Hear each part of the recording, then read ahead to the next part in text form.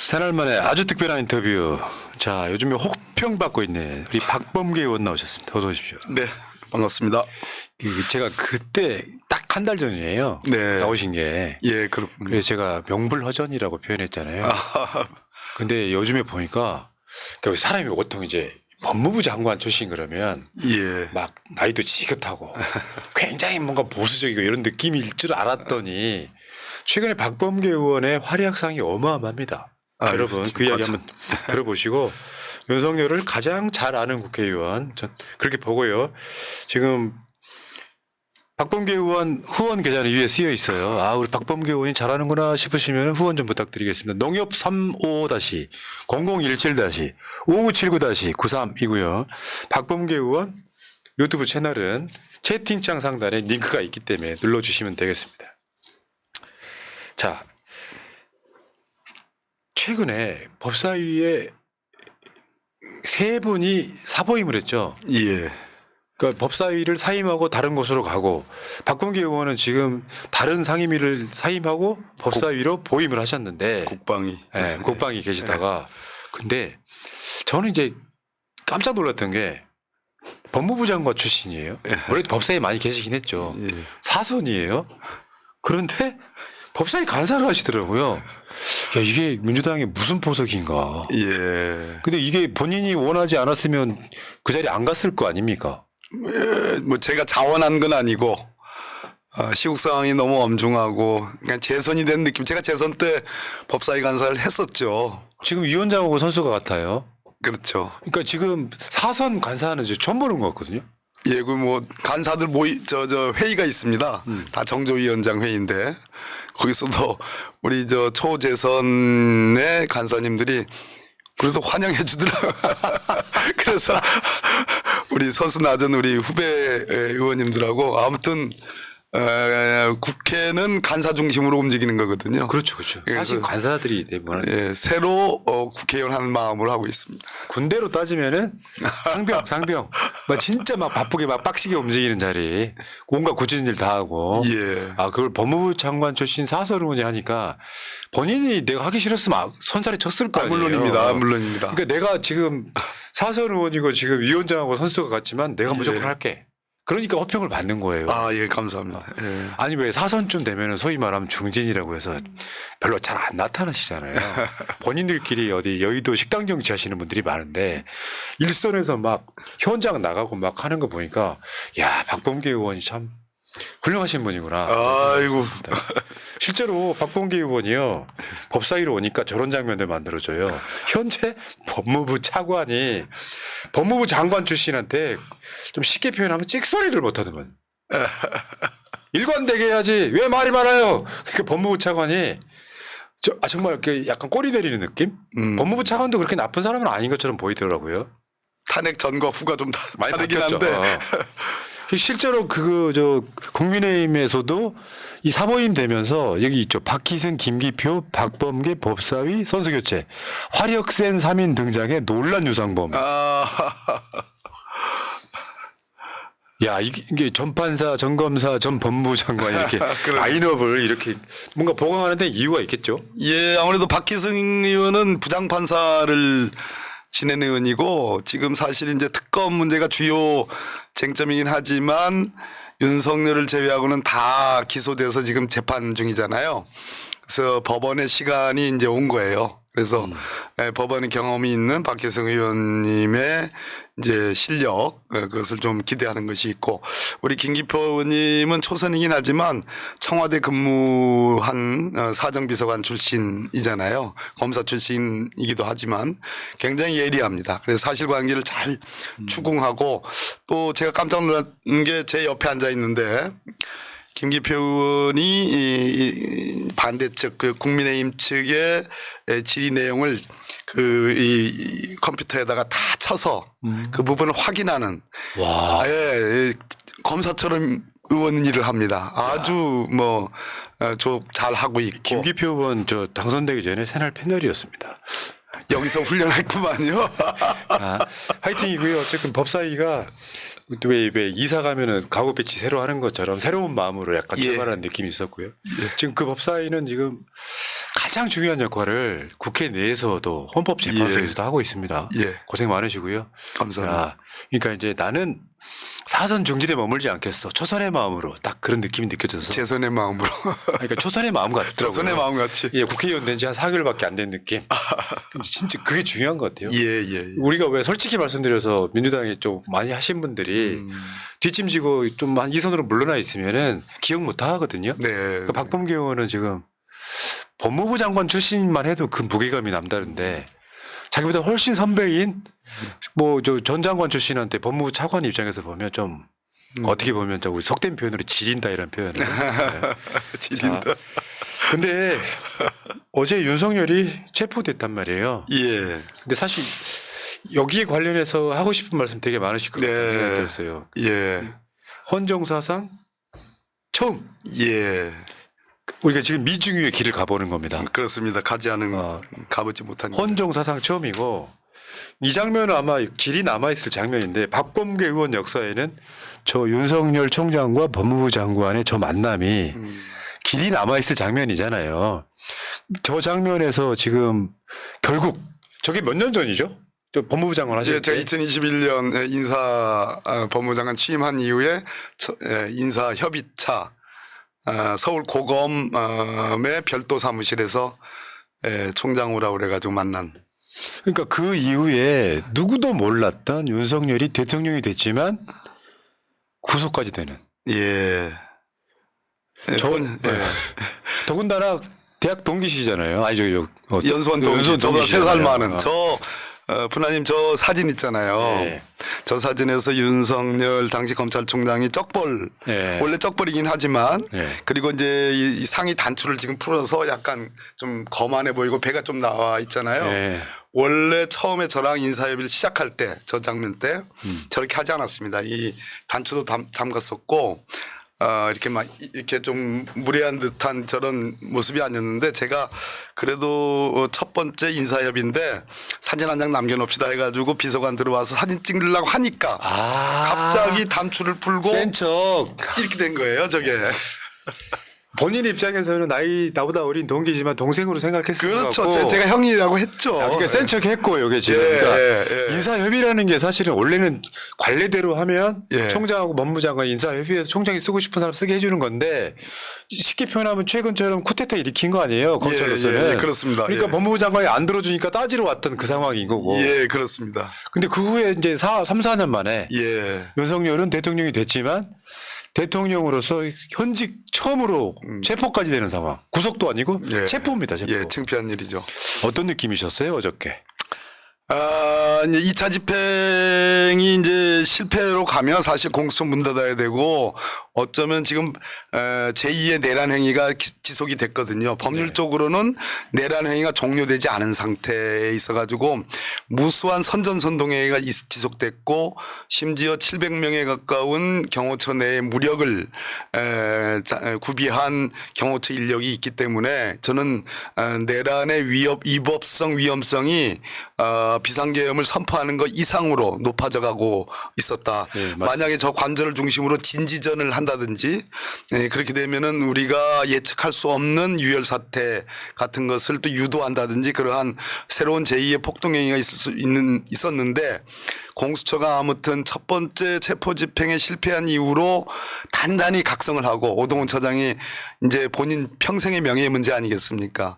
제2대 공수처장인데 아무튼 국수본하고 이제 우리 국회에서 법사위에서 우리 민주당 의원들이 단디 좀 잘해라. 국수본을 좀 앞세워서 그분들 명예도 좀 생각하고 권한도 주고 그렇게 해라. 그렇다면 그렇게 했어요. 그러니까 박범계 간사를 비롯해서 너무 세게 때려가지고 예. 정신 차린 거 아니에요? 정신 차렸죠. 완전히 예. 그 미소 보셨습니까? 그러니까 오늘 출근하면서 왜 이제 공부 못하던 학생이 100점 맞아서 집에 돌아오는 그런 느낌?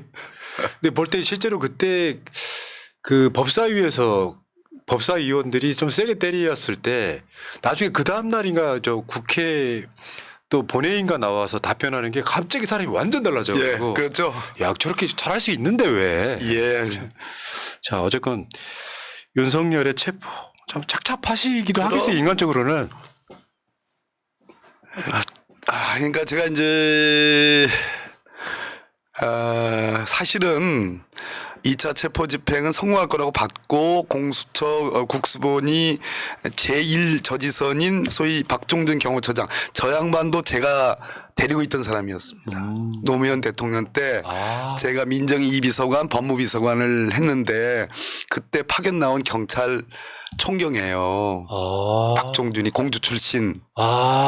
근데 저 양반이 물론 이쪽 우리 쪽 진영을 배신하고 국민의힘으로 출마도 2번 하고 그랬잖아요. 다 떨어지곤 했지만 결국은 정진석이라는 공주 출신 옛날 국회의원 그쪽으로 붙은 거예요. 근데 저 사람이 모질지가 못한 사람입니다. 그래서 예 순둥순둥한. 예 경호처장 가면서 야 저게 가능할까 했는데 그 저지선이 무너진 거예요. 스스로 사표 내고 아니 최상목 대행도 기가 막힌 얘기예요. 그거 수리할 이유가 없거든요. 사실 경호처의 일이 중요한 건데 수리하고 국수본에서 부르니까 쪼르르 달라갔단 말이에요. 거기서 무너진 거고. 그게 그거 아닐까요? 그러니까 그런 순둥한 바지 처장 하나 세워놓고 사실은 다른 누군가에 의해서 좌지우지되는 조직. 그러니까 김건희 라인이라는 거잖아요. 네. 차장 김성훈, 이광우 그리고 경호본부장 얘네들이 다 지금 강성인데 결국은 얘네들도 밑에 부장급들이 들고 일어나니까 그러면 처장님 우리가 나라를 지키기 위해서 대통령을 지키는 것이지 나라를 반역한 대통령을 지키는 게 말이 됩니까? 라는 분위기가 일거에 쫙 퍼지면서 다 그냥 무력화된 거죠. 아이고 참. 근데 제가 진짜로 서글펐던 거는 서울구치소는 제가 장관 때 뭐 순시도 가고 그랬던 곳인데 윤석열 피의자가 이제 서울 구치소에 밤을 보낸 거잖아요. 그런데 지금 묵비권 행사했다는 거 아니겠어요? 그리고 영상 녹화도 거부하고 그래서 서울 구치소가에서 하룻밤 자고 나니까 이 사람이 안 나간다는 거 아니겠습니까? 지금 저 공수처에. 그런데 묵비권을 행사할 수 있어요. 그런데 공수처 검사를 딱 앉혀놓고 그냥 눈싸움을 하더라도 자기 기계를 꺾지 않아야 되는 건데 지가 진짜 비상계엄 내란을 하는 두목이라면 그런데 못 나가는 거예요. 무너진 거예요. 전 무너진 거로 봅니다. 알겠습니다. 잠깐만요. 이게 따로 한번 구체적으로 여쭤보고 일단 국회 상황 좀 먼저 한번 가볼게요. 왜냐하면 오늘 예정대로라면 오늘 본회의가 열렸어야 되고요. 민주당 주도의 야당 발의한 내란 특검이 다시 통과돼야 되는 날이에요. 그런데 어제 국민의힘이 급격하게 우리 따로 발의할게 오늘은 이제 당론으로 이거 보면 외환죄, 내란 선전죄를 뺀 소위 맹탕 계엄특검법을 발의하기로 하니까 민주당이 오늘 본회의는 안 열 것 같고요. 오늘 본회의가 안 열림으로써 의원님께서 나오실 공간이 생겼어요. 방송에. 근데 지금 나오는 이야기는 내일 일단 본회의를 잡아놨다고 합니다. 국회 입장에서는. 근데 지금 이 상황이라고 하면 이게 두 법을 합치는 상황으로 갈 것 같거든요. 민주당 입장에서 웬만하면 하겠다. 가까우니까.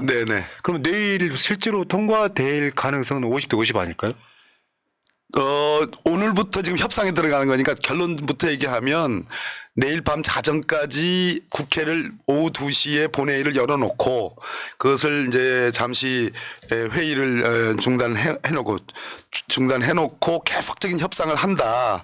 그래서 박찬대 원내대표의 정말 고육지책이 나올 수도 있다. 무엇을 우선하느냐.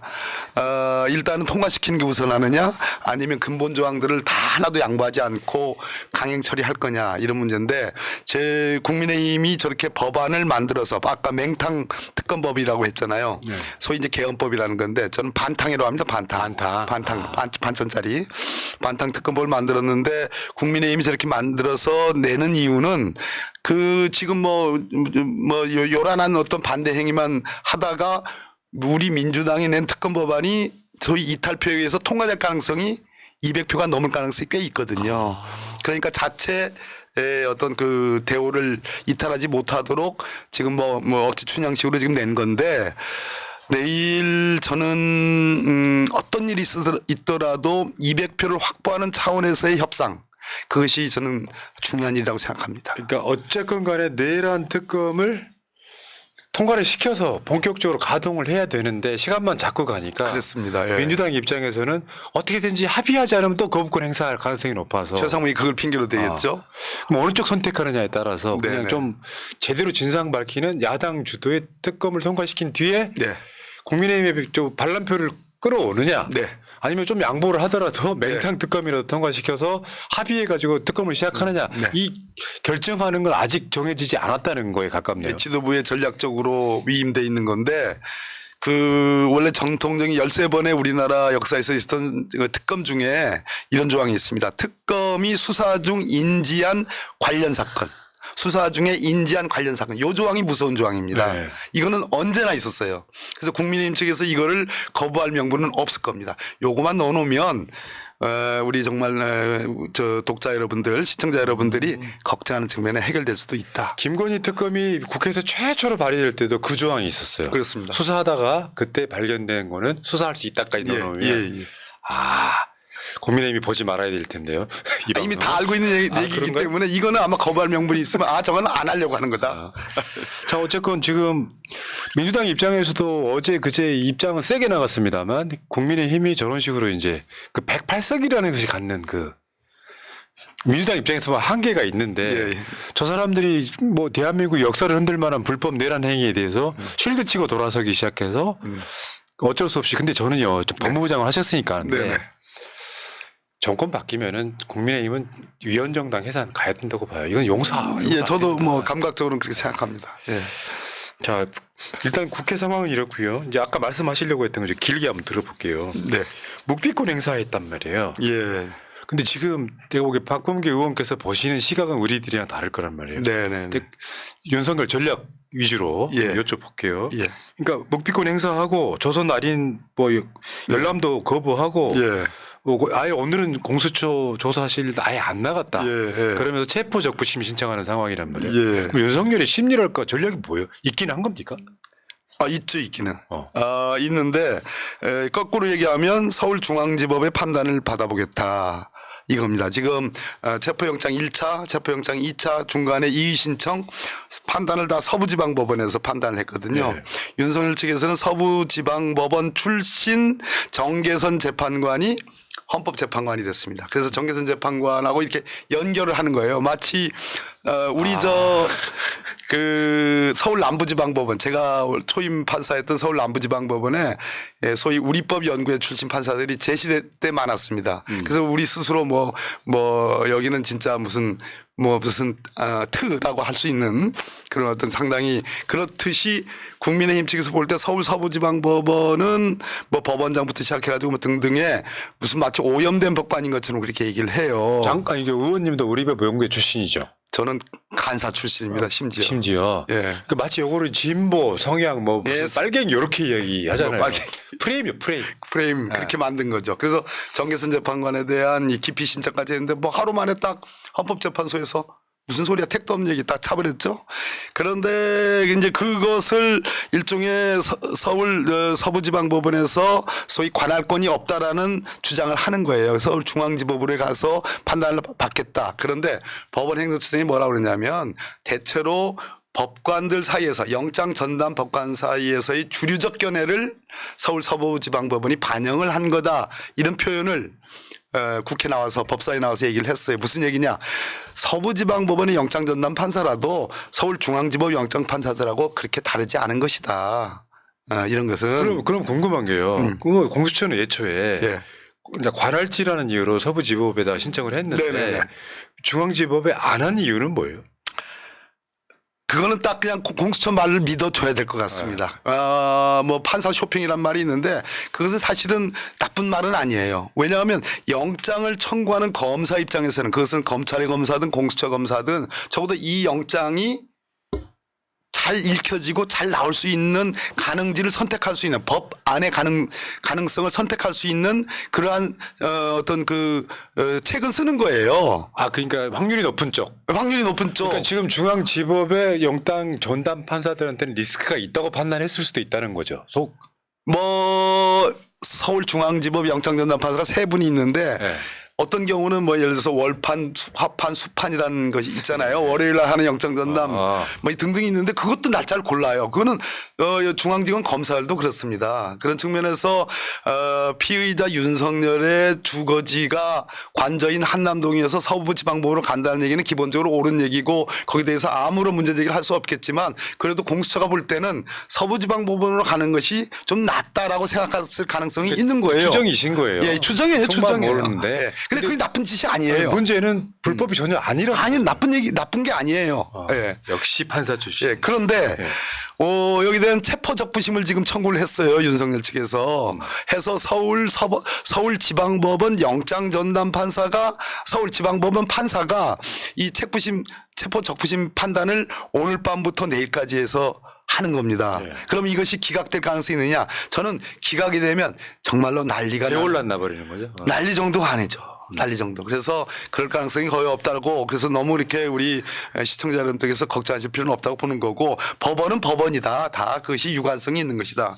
라는 것이고 또 윤석열이 소위 이제 아까도 말씀드렸듯이 그 소위 묵비권을 행사하고 심지어 조서에 날인도 하고 서명도 안 하고 또 오늘 2차적으로 공수처가 나와라 하는데도 지금 서울구치소에서 딱 버티고 안 나오는 것은 그것이 무슨 뭐 대단한 무슨 뭐 힘이 있거나 무슨 아니면 대단한 어떤 뭐 책이 있어서 수단이 있어서가 아니라 제가 아까 말씀드렸죠. 상당히 심리적으로 서울구치소에 하룻밤을 자고 나서 심리적으로 위축이 되어 있는 겁니다. 자기가 당당하면요. 묵비권이라는 것도 검사 앞에서 나와서 묵비권을 행사하는 거랑 그냥 구치소 안에서 틀어박혀 앉아가지고 나 안 나갈래 하는 거랑은 다른 거예요. 그래요. 저는 그렇게 봅니다. 그러니까 본인이 죄 지은 거 없다. 난 불법을 행한 적이 없다. 예. 이렇게 주장을 할 거면 예. 적극적으로 항변하는 게 일단 맞을 예. 것 같고요. 당연하죠. 근데 이런 거 있어요. 묵비권 행사해가지고 뭐 날인같이 안 했으면 네. 법적 증거가 없다면서 일단 예, 증거 능력은 없어요. 그럼 여기가 전체적인 큰 틀에서 보면 지연 작전일 뿐인데 말씀하신 것처럼 뾰족한 수는 아예 없는 것처럼 거고. 보이고. 예, 예. 근데 공수처 검사한테 따박따박 반박할 용기조차도 없는 상태. 저는 그렇게 봅니다. 예. 예. 그러니까 구치소에 그냥 누워가지고 네. 그냥 누군가 나를 구하러 올 거야 이런 생각하고 있는 거 아닐까요? 오늘 근데 제가 지금 헌법재판소에서 오는 길인데요. 헌법재판소의 윤석열 측 피청구인 변호사들의 장광설을 이렇게 보니까 제가 이제 주로 뭐 그 중에서 뭐 나름대로 계엄을 선포한 이유를 들어보니까 결국은 부정선거 음모론이에요. 예. 그 얘기를 장광설을 들어놓다가 헌법재판소의 재판장이 변론을 종료하겠습니다는 강제 종료 선언을 했습니다. 예. 왜 이렇게 한마디로 왜 이렇게 말이 깁니까? 왜 이렇게 말이 많습니까? 예, 같은 말을 왜 반복합니까? 10분만 더 드리겠습니다 했는데도 그거를 안 지키니까 마이크 끄십시오. 라는 변론 강제 종료 선언을 했습니다. 딱 그런 거 아니에요? 예. 법리에 맞게 공격하는 쪽이든 수비하는 쪽이든 비슷해야 되는데 네. 어떤 느낌이냐면 술 취한 동네 사람이 와서 시비 거는 느낌. 그런 정도로 억지 주장을 하고 있기 때문에 어떻게 보면은 가장 보수적인 어떤 그 세계 사법부의 세계에서 보면은 도저히 받아들일 수 없는 주장. 제 표현이 맞을까요? 네네네. 이 부정선거 음모론에 대해서는 이미 검찰이 1차 21대 국회, 지금 22대 국회입니다. 지금 22대 국회도 부정선거 얘기하는데 21대 국회 때부터 한 얘기거든요. 그건 검찰이 1차 수사해가지고 무혐의 한 거예요. 네. 예, 법원에 재판으로 갔어도 다 기각된 얘기예요. 그 얘기를 이 비상계엄의 원인이고 이유인 것처럼 설명하니까 재판관들 보기에 얼마나 한심하겠습니까? 네. 그러니까 지금 이게 윤석열이 해야 될 것들, 받아야 될 것들이 많잖아요. 일단 네. 수사를 받아야 되고 한쪽에서는 탄핵을 해야 되고. 네. 그러니까 일무 수사 체포를 안 받겠다 처반했었고 나는 탄핵 심판에 집중할래 했었는데 또 어떻게 보면 또 탄핵 심판도 아예 안 나옴으로써 사실 화요일 날 기회를 하나 놓친 거 맞죠? 맞습니다. 예, 예. 근데 그러니까 예. 예. 지금 상황이 본인이 갖고 있는 비상계엄의 이유를 설명하는 것이 뭐 반국가 세력 어떻고 자유민주적 헌정질서를 뭐 부정하는 무슨 국회가 무슨 범죄자의 집단 소굴이니 또 무슨 뭐 괴물이니 뭐 이런 선전적인 선동적인 표현 외에 합리적으로 함목적적으로 조리 쉽게 이 비상계엄이 필요한 이유들에 대해서 설명할 길이 없잖아요. 네. 설명할 길이 있으면 공수처 검사한테 가서 난 조선 안 받겠다. 나 서명 날인 안 하겠다. 다만 치지 마라. 난 당신 질문에 답 안 하겠다. 그러나 공수처 검사 눈을 똑바로 보고 내가 왜 이 비상계엄이 필요했다고 생각하는지를 공수처 검사 너 얘기 좀 들어봐라. 조서 닫아라. 컴퓨터 닫아라. 그래 놓고 훈계를 할 수도 있는 거예요. 자신이 있었다면. 근데 못 나가지 않습니까?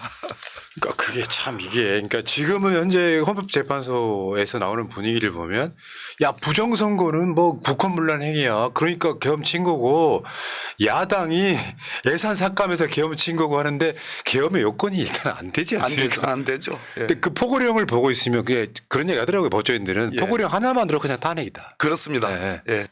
우리 이재명 대표께서 어제 우리 단톡방에 제가 이제 올린 거에 대해서 야 이거 많이 좀 언론에 나가서 설명을 해야 된다라는 그런 말씀을 했는데 그 완전히 새빨간 거짓말을 지금 뭐 김용현 측 뭐 이런 측에서 얘기를 하는 거예요. 그 중에 새빨간 거짓말이 뭐냐?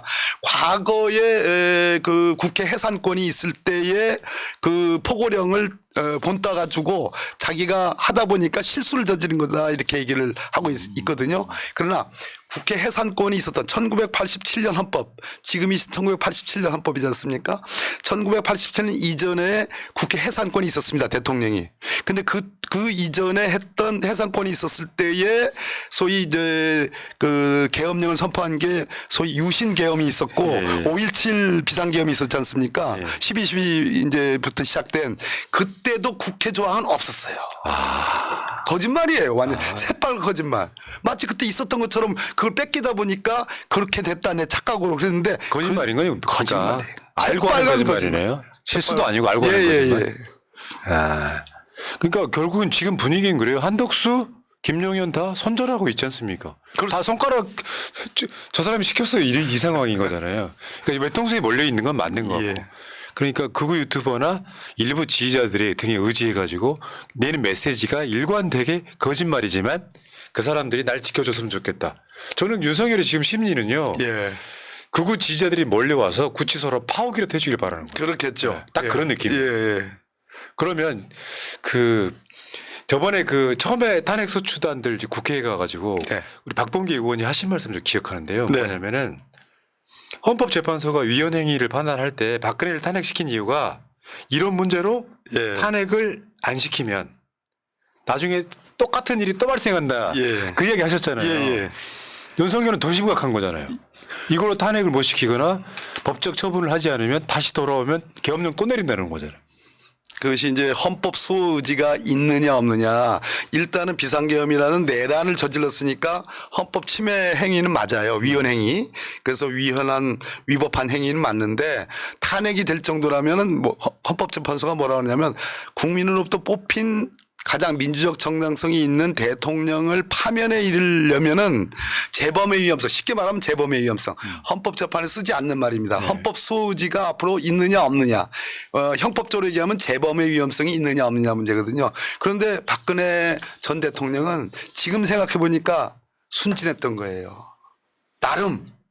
박근혜는 그냥 소환에 응하지 않았을 뿐이지. 검찰 소환이라든지 뭐 특검 소환에 응하지 않았을 뿐이지. 그 뒤에 탄핵된 뒤에는 뭐 강제로 지금 체포돼 가지고 이제 그 나갔던 장면 기억나시죠? 네. 근데 윤석열은 어떻게 됐습니까? 이 비상계엄이 해제된 이후에 관저에 들어가 가지고 무장봉기를 사실상 획책하는 듯한 그런 발언들을 하고 지지자들이 거기 떼거지로 가 가지고 뭐 윤석열을 지키자 하고 내란 세력은 윤석열이 아니고 민주당 등 야당 세력이 내란 세력이다. 뭐 이런 얘기하고 국민의힘 일부 의원들이 30-40명 가가지고 뭐 별 난리 참 구슬 다 했잖아요. 이것을 뭐라고 그러냐면은 재범의 위험성이 있다. 헌법적으로 얘기하면 헌법 수호 의지가 1도 없다.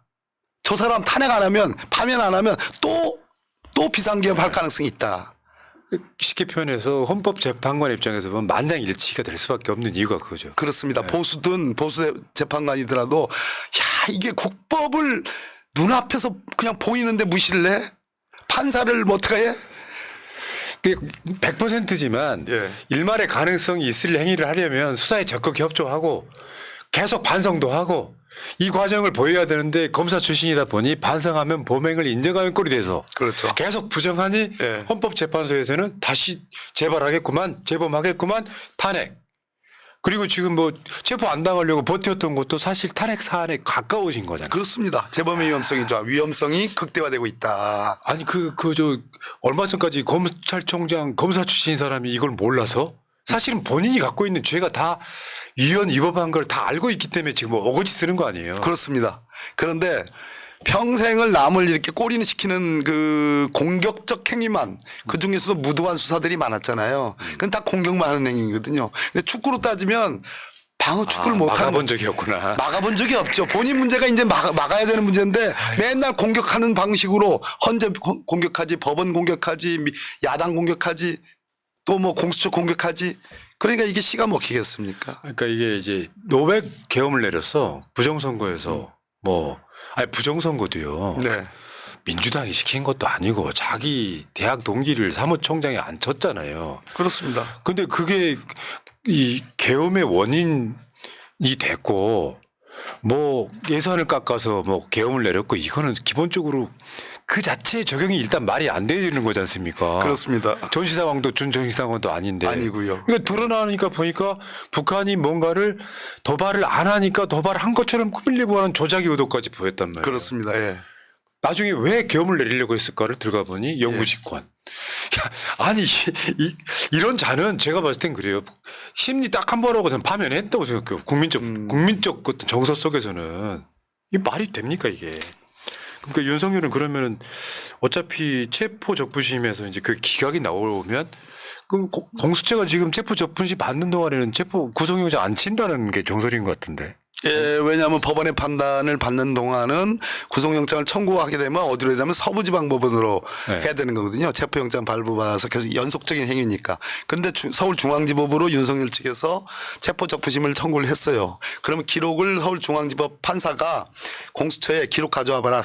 우리가 한번 보겠다 하는 거예요. 그래서 기록 보냈을 겁니다. 지금 그 기록을 가져다가 서울중앙지법의 체포적부심 판사가 보고 알았어 판단을 끝내서 기록을 다시 공수처에 줄 때까지는 이 48시간이라는 그 기간이 정지가 됩니다. 네. 정지가 돼요. 그리고 그 뒤에 체포적부심 저는 뭐 거의 한 99.9% 기각이 될 거라고 보는데 그 결론을 가지고 다시 48시간이 진행이 되면서 몇 시간 남은 동안에 이제 구속영장 청구를 하게 되는 그렇게 되겠습니다. 체포 적부심이란 말도 되게 낯설거든요. 거의 안 하죠. 그러니까 법의 모든 어떤 것들을 다 불응하다가 네. 체포된 사람이 예. 나 체포하는 게 맞아 하는 게 논리적으로 맞습니까? 맞죠.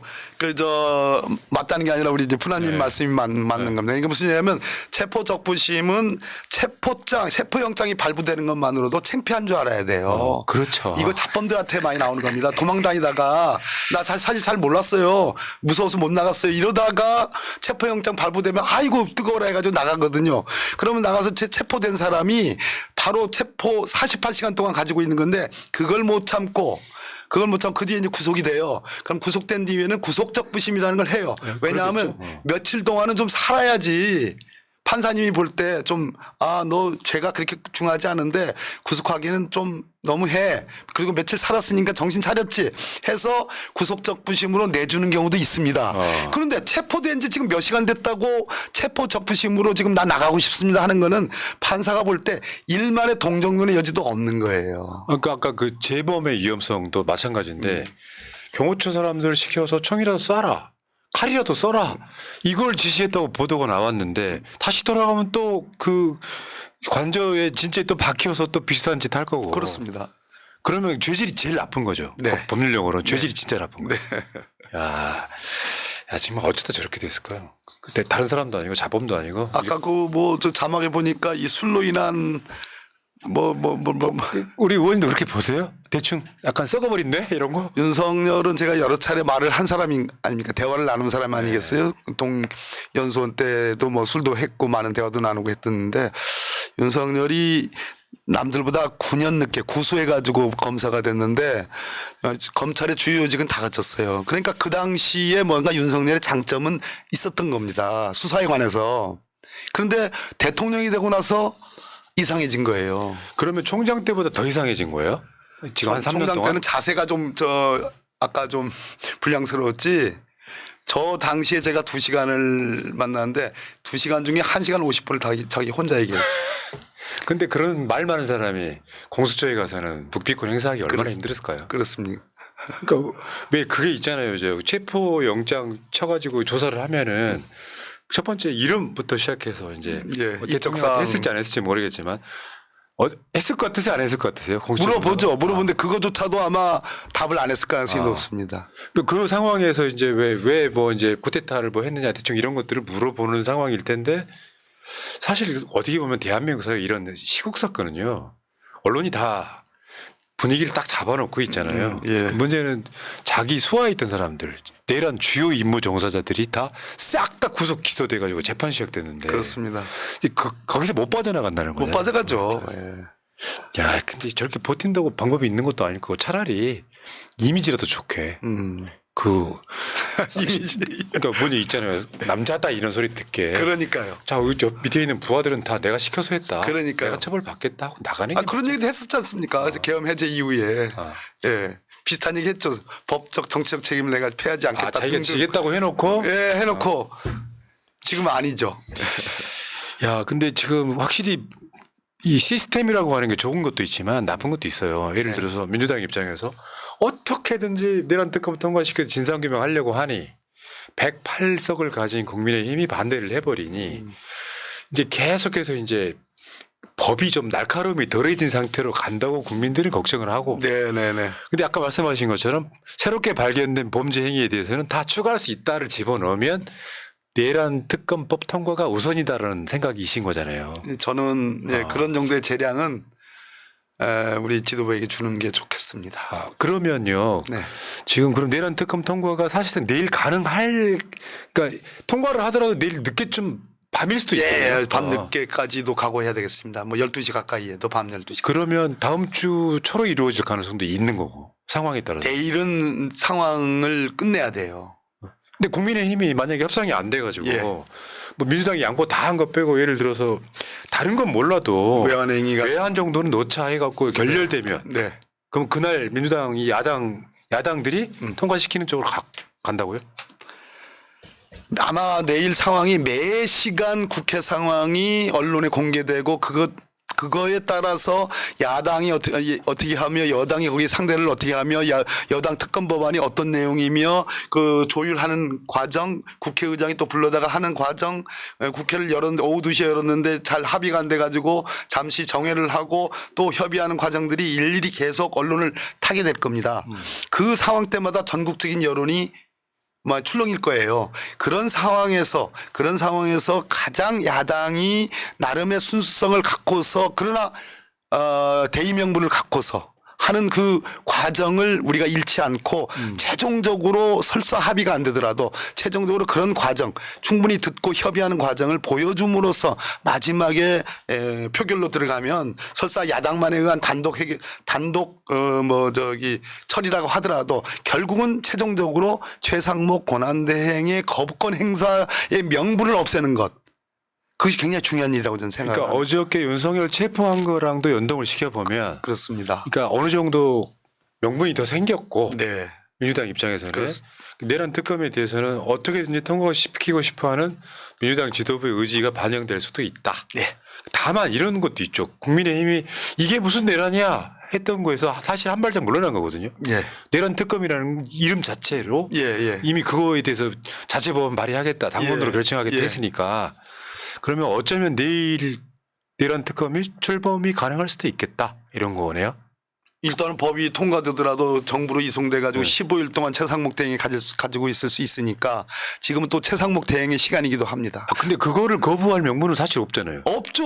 없는 정도가 아니라. 아니 그러니까 여야 합의로 만들어졌다면 이미 대법원장 거부할 삼가 추천 명분이 없는 거고. 문제가 최상목 대행이 요구했는데 그대로 받아들였잖아요. 자, 그럼 의원님 지금 이제 탄핵 소추단이기도 하시잖아요. 예. 오늘 또 거기 갔다 오셨고 네. 그러면 이제 제일 중요한 게 파면은 맞는데 이게 결론이 언제쯤 나올 거냐 하는 건 대충 이제 막 몇 번 하다 보면 가늠할 수 있잖아요. 네네네. 제일 궁금해하는 게 시청자분들, 우리 저 지지자분들이 네. 언제쯤 나와? 윤석열 탄핵시켜버리면 네. 결론적으로 다른 것들은 일사천리가 될 수밖에 없으니까 예. 예상을 한번 해주시죠. 제가 지금까지 오늘 변론을 하기 전까지 헌법재판소가 앞으로 우리가 윤석열 탄핵 심판과 관련해서 잡은 변론기일이 2월 4일까지 있었습니다. 근데 오늘 놀랍게도 1월 6일, 11일, 13일 연속해서 엄청 변론기일을 많네요. 지정했습니다. 이 얘기는 저는 1월 4일 뒤에 2번을 할까 4번을 지정할까 이게 정말 초미의 관심사였는데 3번을 지정했습니다. 13일. 제 생각에는 13일에 종결할 가능성이 있다. 종결할 가능성. 2월이죠. 2월 13일. 2월. 그러면 요 판결문 쓰고 뭐 합의하고 판결문 쓰고 하는 과정이 한 열흘 정도 최대 걸린다고 한다면 어떻게 됩니까? 2월 하순? 2월 하순이죠. 그러니까 이게 지배적이에요. 지금 분위기로 보면 굉장히 스피디하게 가니까. 오늘도 아까 강제로 그만하세요. 왜 이렇게 했던 말 또 하고 합니까? 라는 강제 변론인 종료 선언이 있었지 않습니까? 우리가 직접적으로 보면 이 시점에서 보면 다음 달인 거예요. 사실은 한 달 정도밖에 안 남아 갑니다. 그게 맞고요. 그러니까 맞죠. 지금 윤석열을 탄핵 소추했을 때 잡다한 거 다 빼고 불법 계엄에 대해서만 따지고 있는 거죠. 내란 행위에 대해서만. 예, 그렇습니다. 다음 달이면은 윤석열이 완벽하게 파면될 수도 있겠다. 물론 추정이긴 합니다만 돌발 변수가 없는 한. 네네네. 계속 더 빨리빨리 진행하려고 하는 게 지금 날짜 의도로 보이는 거네요. 그렇습니다. 야, 또 하나 추가해야 될 것이 한 명 남은 마은혁 재판관 후보에 대한 추가 임명 문제. 지금 저 최상목 대행이 안 하고 있지 않습니까? 근데 별도로 저희 우원식 국회의장이나 외부의 민변에서 헌법소원과 권한쟁의 심판을 청구했거든요. 그 사건도 헌법재판소가 빠르게 진행하고 있습니다. 그래서 저는 2월 초면 마은혁 헌법재판관도 지정하라라는 헌법재판소의 판결이 날 가능성이 있다. 그렇겠네요. 9명의 완전체가 되는 것이다. 헌법재판소의 권한을 지금 침해하고 있는 거잖아요. 그렇습니다. 그러면 그 판결이 나오면 그냥 임명해야 되는 거예요? 임명해야 됩니다. 그걸 거부하는 건 윤석열이 체포 안 당하는 거랑 똑같은 법률적 구조인 거네요. 같은 관점입니다. 야, 알겠습니다. 야, 법 해설자. 아이고 뭐 마음이 굉장히 편해지네요. 그러니까 이게 사람들이 제가 방송에서 가끔 하는 이야기인데요. 국민들이 여러 사람이 윤석열 탄핵을 외치고 체포 구속을 외치지만 누군가가 전문가가 해설을 해주지 않으면 예. 고립감이 생겨요. 예. 야, 윤석열 살아 돌아오는 거 아니야? 윤석열 체포 안 되는 거 아니야? 예. 이런 구조가 있단 말이에요. 근데 이 전문가들이 그거를 명쾌하게 해석을 해주면 탄핵 되겠구나. 체포 되겠구나. 구속 되겠구나. 이렇게 생각을 한단 말이죠. 제가 새날에 그동안 보면서 우리 프라님이 법적 마인드가 있다는 게 제가 쭉 알고 있었어요. 근데 어디서 배우신 겁니까? 아니면 그냥 사실은 굉장히 논리적이고 그래서 저분이 법대를 나오셨나? 저는 개인적으로 그렇게 생각을 했는데 오늘도 기가 막히게 지금 정리를 해서 저한테 물어봐 주시는 거예요. 그래서 제가 그 부분은요. 저는 전공은 신문방송인데 이 방송을 10년 넘게 했잖아요. 예. 그러다 보니까 이게 계속해서 학습이 되는 거 있잖아요. 왜냐하면은 모르는 법적 용어가 나오면 다 찾아보고 이걸 맥락을 이제 설명을 해야 돼서 그러니까 하도 이런 사건을 많이 다루다 보니까 심리적 무슨 이제 법조인처럼 돼버리는 만주 변호사가 되시구나.